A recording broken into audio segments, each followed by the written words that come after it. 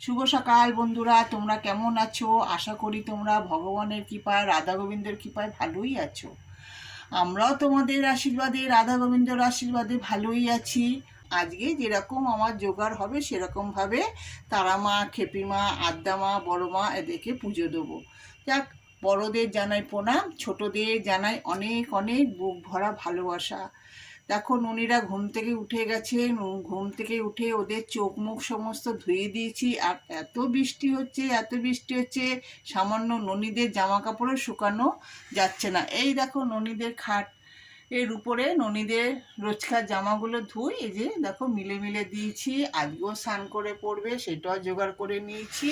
তাহলে চলো, ননিদের সকালবেলা কিছু খাওয়া হয়নি, কিছু খেতে দিয়ে দিই, আবার পরে আসবো। দেখো বন্ধুরা, রান্নাঘরে চলে এসেছি। ঘড়িতে বাজে 7:20।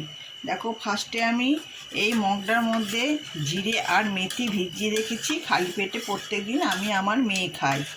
তারপরে এই দেখো, এখানে চা হয়ে গেছে।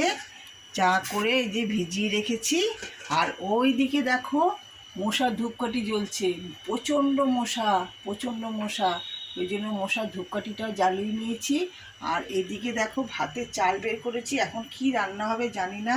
এদিকে হচ্ছে মাছ বের করে নিয়েছি। আর এখানে সেই উচ্ছে পাতাগুলোকে ধুয়ে নিয়েছি। এখন বড়া হবে না আলু দিয়ে ভাজা হবে ঠিক বলতে পারছি না। তাহলে চাটা খেয়ে নিই, আগে জিরে ভিজানো জলটা খেয়ে নিই, তারপরে চা খেয়ে রান্না বান্না করবো। তবে কি রান্না হবে পরে তোমাদের দেখাবো।